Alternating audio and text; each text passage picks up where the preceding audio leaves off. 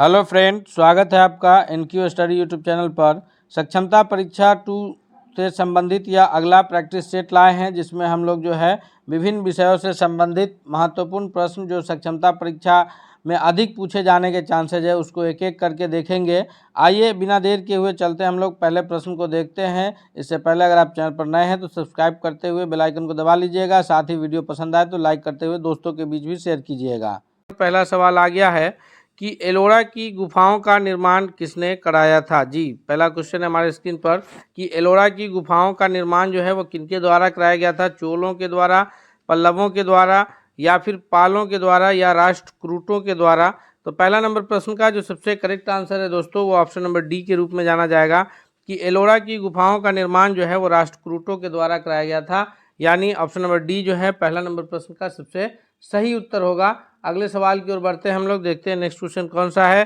तो question number दूसरा है हमारे स्क्रीन पर कि किसने इक्तादारी प्रथा की शुरुआत की थी। यह मोहम्मद बिन तुगलक है, इल्तुतमिश है, या फिर फिरोज शाह है। यानी इस दिल्ली सल्तनत के जो ये शासक है इसमें से किन्होंने इक्तादारी प्रथा की शुरुआत करी थी। ये ऑप्शन नंबर दूसरा का सबसे करेक्ट आंसर क्या होगा। तो दूसरा नंबर क्वेश्चन का सबसे सही उत्तर ऑप्शन नंबर बी के रूप में जाना जाएगा कि इक्तादारी प्रथा को शुरू करने का जो ये है श्रेय है वो इल्तुतमिश को जाता है। नेक्स्ट क्वेश्चन की ओर चलते हैं। इससे पहले हम आपसे एक बार रिक्वेस्ट करेंगे कि अगर आप अब तक चैनल पर नए हैं, चैनल को सब्सक्राइब नहीं किया है, तो प्लीज़ आप चैनल को सब्सक्राइब करके बेल आइकन को दबा लीजिए ताकि कोई भी अपडेट्स आए तो सबसे पहले आप तक पहुंचे। क्वेश्चन नंबर तीसरा है कि किस भारतीय आंदोलन का शीर्ष गीत बना वंदे मातरम।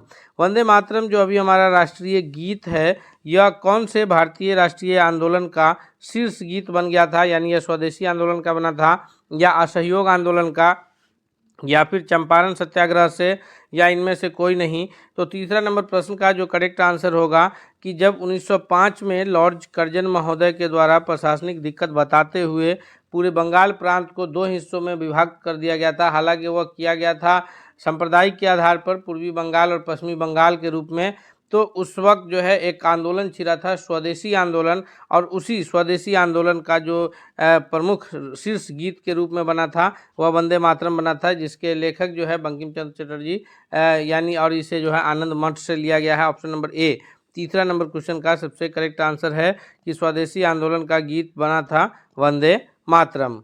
अगले सवाल की ओर बढ़ते हैं। नेक्स्ट क्वेश्चन है क्वेश्चन नंबर चौथा है हमारे स्क्रीन पर कि निम्नलिखित में से किसे भारतीय अशांति के जनक के रूप में माना जाता है। भारतीय अशांति का जनक माना जाता है महात्मा गांधी जी को, या फिर दादा भाई नौरोजी को, या बाल गंगाधर तिलक को, या एओ ह्यूम को। तो जितने भी ऑप्शंस है सभी जो है इसमें इम्पॉर्टेंट है, क्योंकि महात्मा गांधी जी 1915 में भारत आते हैं तो वहाँ से एक राष्ट्रीय आंदोलन का नया दौर शुरू होता है। दादा भाई नौरोजी जो है इनको ओल्ड ग्रैंडमैन ऑफ इंडिया के नाम से जाना जाता है, और बाल गंगाधर तिलक जो है वो कांग्रेस के जो गरम दलीय सदस्यों का समूह है उसमें उसके रूप में जाने जाते हैं। इसी वजह से इन्हें जो है ये भारतीय शांति का जनक कहा था अंग्रेजों ने। एओ ह्यूम जो है ये भारतीय राष्ट्रीय कांग्रेस के संस्थापक के रूप में माने जाते हैं। यानी चौथा नंबर प्रश्न का ऑप्शन नंबर सी जो है वह करेक्ट आंसर होगा कि भारतीय शांति के जनक के रूप में जो जाने जाते हैं वह ये बाल गंगाधर तिलक, अंग्रेजों ने इन्हें यह कहा था। अगले सवाल की ओर बढ़ते हैं। क्वेश्चन नंबर 5वां है कि पानीपत का प्रथम युद्ध कब हुआ। पानीपत का प्रथम युद्ध जो है वह इब्राहिम लोदी और बाबर के बीच हुआ था, और इसी युद्ध में जो है भारत में मुगल शासन की स्थापना होती है। यानी दिल्ली सल्तनत का अंत और मुगल शासन की स्थापना पानीपत के प्रथम युद्ध के पश्चात होती है। तो हम सभी जानते हैं कि पानीपत का जो प्रथम युद्ध है यह 1526 ईस्वी में लड़ा गया था। अर्थात 5वां नंबर प्रश्न का जो करेक्ट आंसर है वो ऑप्शन नंबर बी होगा। इसमें बिना देर किए हम लोग आगे बढ़ेंगे, क्योंकि 21 अप्रैल 1526 को पानीपत की प्रथम युद्ध जो है वह बाबर और इब्राहिम लोदी के बीच हुआ, जिसमें इब्राहिम लोदी की हार हुई, बाबर विजयी रहा, और उसके पश्चात जो है भारत में मुगल शासन की स्थापना होती है। अगले सवाल की ओर बढ़ते हैं। नेक्स्ट क्वेश्चन नंबर 6 है कि दीन इलाही नामक एक नया धर्म किसके शासन काल में शुरू हुआ। यानी कौन से मुगल शासक ने दीन इलाही नामक एक नया धर्म की शुरुआत की थी। यह शासक के रूप में जाने जाएंगे जहांगीर, शाहजहां, हुमायूं, या फिर अकबर। तो दीन इलाही जो शुरू करने का जो श्रेय जाता है यह जाता है अकबर को, अर्थात ऑप्शन नंबर डी जो है करेक्ट आंसर होगा। हालांकि दीन इलाही, अकबर ने स्वयं दीन इलाही शुरू किया, जो स्वयं को जिले इलाही माना, और जो है इस धर्म को अपनाने में जो है सिर्फ एक आदमी का नाम आता है, वह बीरबल का नाम आता है, कि बीरबल ने ही जो है केवल दीन इलाही को अपनाया था। अगले सवाल की ओर बढ़ते हैं हम लोग। नेक्स्ट क्वेश्चन देखते हैं। क्वेश्चन नंबर 7 है कि किस वायसराय के शासनकाल में पहला फैक्ट्री अधिनियम आया था। जी, पहला फैक्ट्री अधिनियम जो है या उस वक्त शासन किसके शासनकाल में आया था? लॉर्ड कर्जन के शासनकाल में, या फिर लॉर्ड लिटन के, या लॉर्ड रिपन के, या लॉर्ड कैनिंग के। तो 7वां नंबर प्रश्न का जो करेक्ट आंसर है वो ऑप्शन नंबर सी के रूप में जाना जाएगा, कि लॉर्ड रिपन का जो शासनकाल था, जो इनका शासनकाल 1880 से 84 के बीच है, 84 में इन्होंने जो है इस्तीफा दे दिया था। तो इस शासनकाल के बीच में जो है पहला फैक्ट्री अधिनियम आया था। अगले सवाल की ओर बढ़ते हैं। नेक्स्ट क्वेश्चन है क्वेश्चन नंबर 8 है कि खैरवार आदिवासी आंदोलन कब हुआ। जी, खैरवार आदिवासी आंदोलन जो है यह 1860, 74, 65 या फिर 1877 ईस्वी में हुआ था। तो 8वां नंबर प्रश्न का जो सबसे सही उत्तर है वो ऑप्शन नंबर बी के रूप में जाना जाएगा, कि खैरवार आदिवासी आंदोलन जो है यह 1874 ईस्वी में हुआ था। जी दोस्तों, 8वां नंबर प्रश्न का सबसे सही उत्तर क्या है? ऑप्शन नंबर बी है। नेक्स्ट क्वेश्चन की ओर बढ़ते हैं। क्वेश्चन नंबर 9 है कि सती प्रथा के उन्मूलन से संबंध गवर्नर जनरल कौन थे? यानी किस गवर्नर जनरल के शासनकाल में सती प्रथा का अंत हुआ? ये लॉर्ड बेंटिक है, विलियम बेंटिक है, या फिर लॉर्ड रिपन है, या लॉर्ड डलहौजी है, या फिर लॉर्ड कॉर्नवालिस है।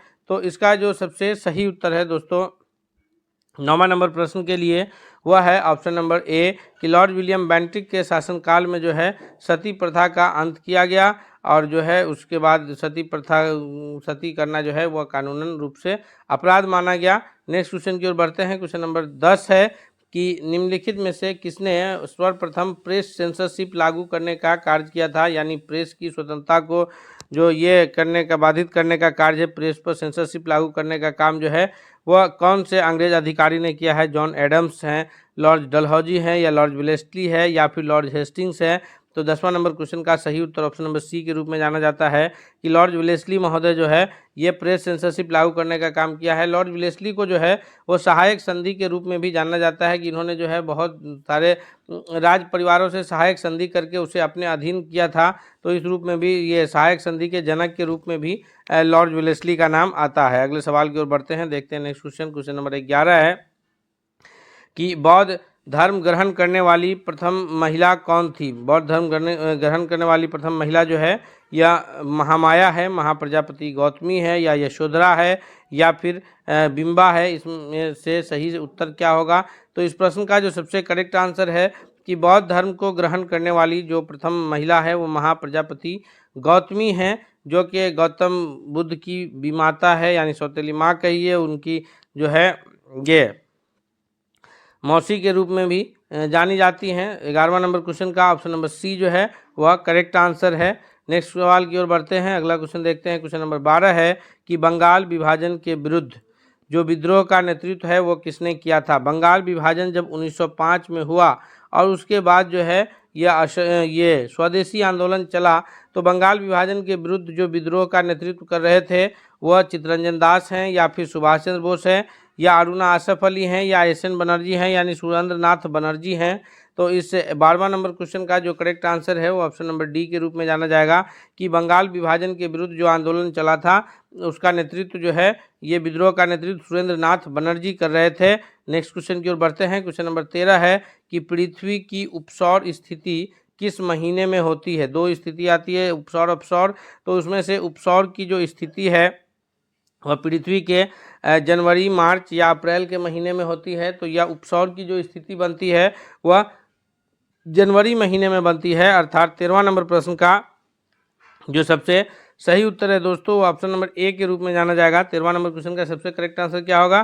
तो यह ऑप्शन नंबर ए के रूप में जाना जाएगा। नेक्स्ट क्वेश्चन है क्वेश्चन नंबर 14 है कि अंतर्राष्ट्रीय तिथि रेखा का निर्धारण, अंतर्राष्ट्रीय तिथि रेखा का निर्धारण जो है वो किस वर्ष किया गया है? या 1955 में, 1896 में, या 1897 में, या फिर 1884 ईस्वी में किया गया है। 14वां नंबर प्रश्न का जो करेक्ट आंसर है कि अंतर्राष्ट्रीय तिथि रेखा का जो निर्धारण है वह 1884 ईस्वी में किया गया है। नेक्स्ट क्वेश्चन की ओर बढ़ते हैं। क्वेश्चन नंबर 15 है कि संसार का सर्वाधिक सक्रिय ज्वालामुखी कौन सा है। जी, संसार का जो सबसे अधिक सक्रिय ज्वालामुखी है वो कियालू है, फ्यूजियम है या कोटोपैक्सी है या फिर इनमें से कोई नहीं। तो 15वां नंबर क्वेश्चन का करेक्ट आंसर ऑप्शन नंबर ए है कि संसार का सबसे जो सर्वाधिक सक्रिय ज्वालामुखी है वो किलायू है और जो कि कहाँ यूएसए में स्थित है।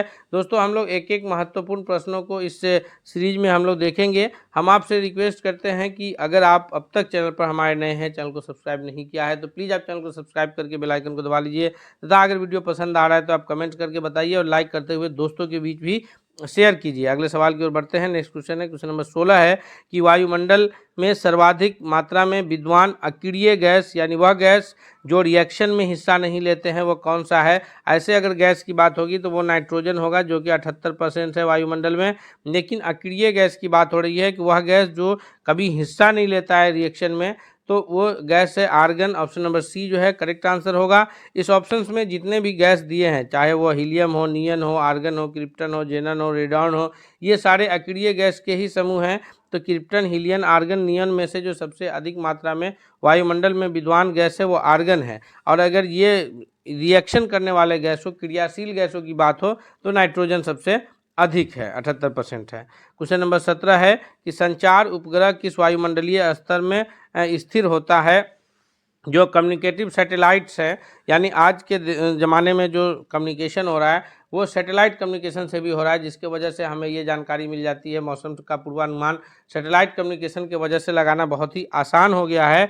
तो इस 17वां नंबर क्वेश्चन का जो करेक्ट आंसर होगा दोस्तों कि वायुमंडल के जिस स्तर पर संचार उपग्रह स्थिर होता है वो ऑप्शन नंबर सी है कि आयन मंडल में जो है वो संचार उपग्रह सैटेलाइट का जो ये है कम्युनिकेटिव सैटेलाइट जो है वो आयन मंडल में स्थापित किया जाता है। नेक्स्ट क्वेश्चन है, क्वेश्चन नंबर 18 है कि विश्व का सबसे बड़ा द्वीप समूह कौन सा है। जी, विश्व का सबसे बड़ा द्वीप समूह पूछा जा रहा है। यह द्वीप समूह कौन है? इंडोनेशिया है, जापान है, अंडमान निकोबार है या फिर फिलीपींस है। तो 18वां नंबर क्वेश्चन का जो सबसे सही उत्तर है वो ऑप्शन नंबर ए के रूप में जाना जाएगा कि दुनिया का जो सबसे बड़ा द्वीप समूह है वो इंडोनेशिया है, यानी ऑप्शन नंबर ए जो है 18वां नंबर क्वेश्चन का सबसे करेक्ट आंसर है। क्वेश्चन नंबर 19 है कि नील नदी कहाँ गिरती है, यानी नील नदी जो जिस जगह पर मिलती है जाकर के समुद्र में, वो लाल सागर में, कैस्पियन सागर में या काला सागर में या फिर भूमध्य सागर में। तो 19वां का जो करेक्ट आंसर है दोस्तों वो ऑप्शन नंबर डी के रूप में जाना जाएगा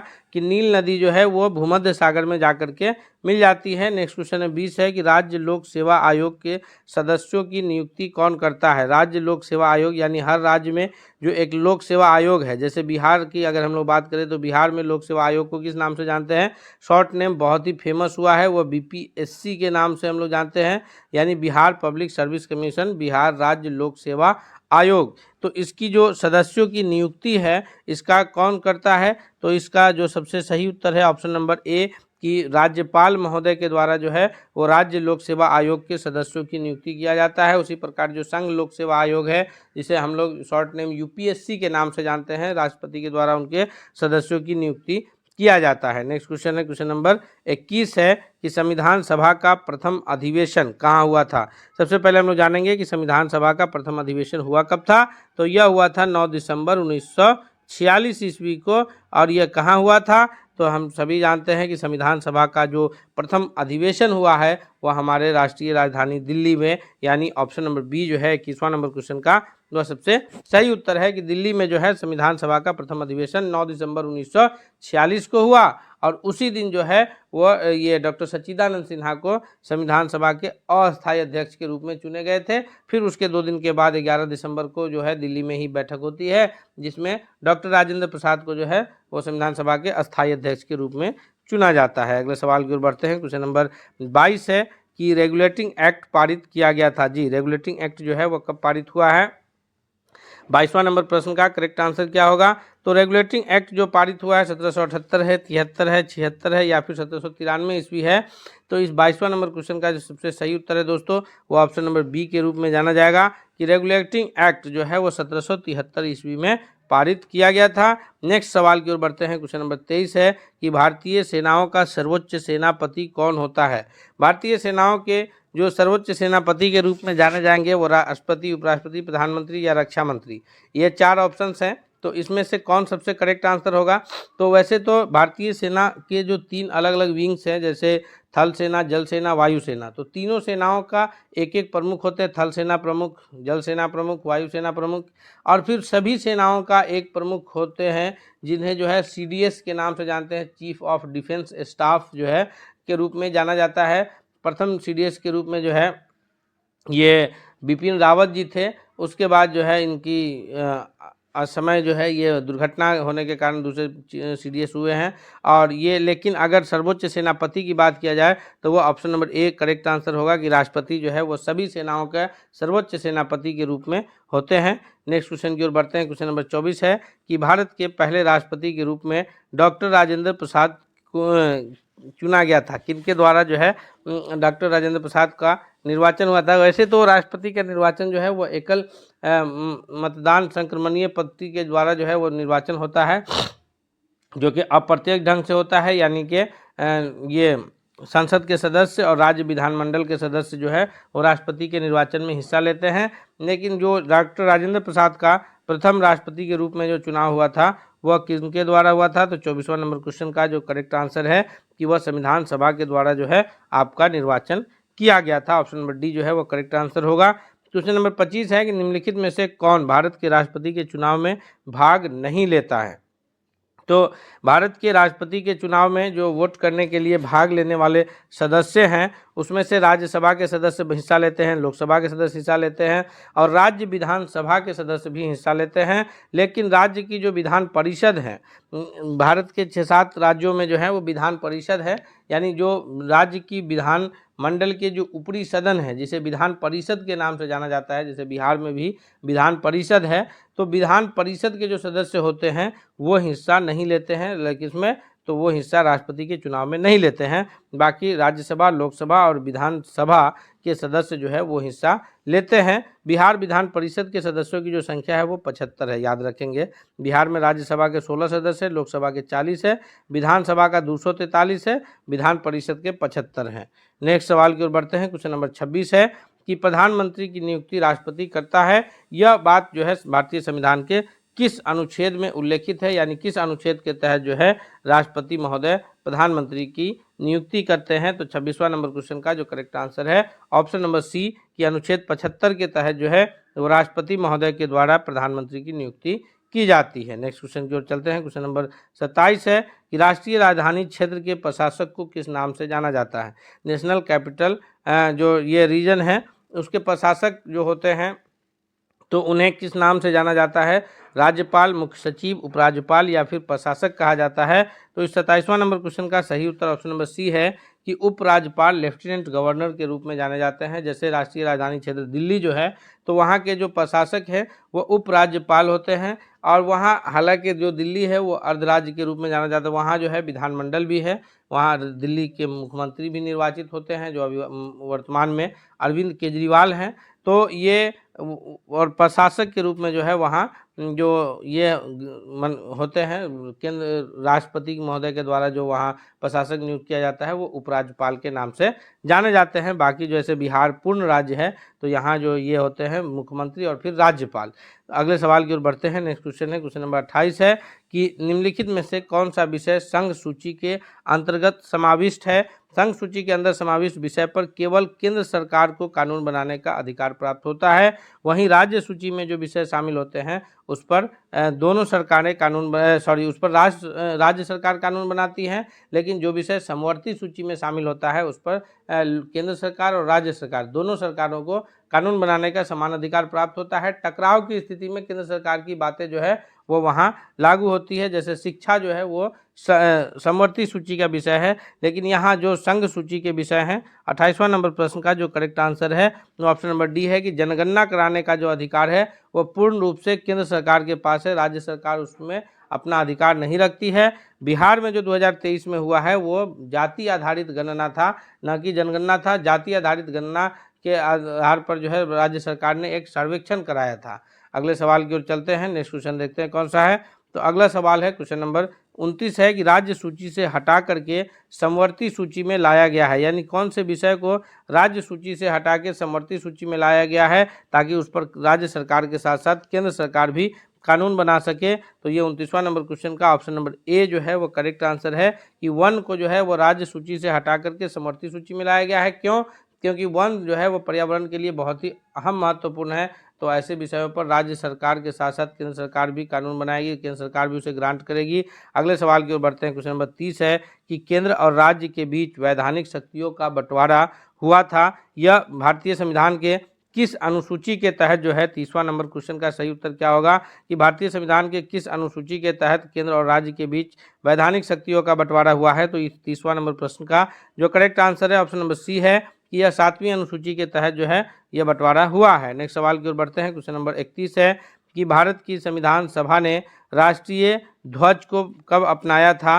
राष्ट्रीय ध्वज का प्रारूप जो है यह भारतीय संविधान सभा के द्वारा कब अपनाया गया। तो इसका जो सबसे सही उत्तर है दोस्तों कि 22 जुलाई 1947 ईस्वी को राष्ट्रीय ध्वज यानी जो हमारा तिरंगा है इसे संविधान सभा के द्वारा अपना लिया गया था। ऑप्शन नंबर ए 31वां नंबर क्वेश्चन का सबसे करेक्ट आंसर है। नेक्स्ट क्वेश्चन है 32 है कि भारत के किस प्रदेश की सीमाएं 3 देशों से मिलती है, नेपाल से भी, भूटान से भी और चीन से भी मिलती है। वह प्रदेश हमारा कौन सा है, कौन सा प्रदेश है। तो अगर हम लोग बात करें कि भारत के प्रदेश जिसकी सीमाएं नेपाल, भूटान और चीन से मिलती है, तो इस पॉइंट पर एक राज्य स्थित है जिसे सिक्किम के नाम से जानते हैं, जिनकी सीमाएं जो है नेपाल, भूटान और चीन तीनों से लगती है। अर्थात ऑप्शन नंबर डी जो है इस 32वां नंबर प्रश्न का सबसे सही उत्तर है। नेक्स्ट क्वेश्चन है क्वेश्चन नंबर 33 है कि तुजू दर्रा भारत को किस देश से जोड़ने का काम करता है।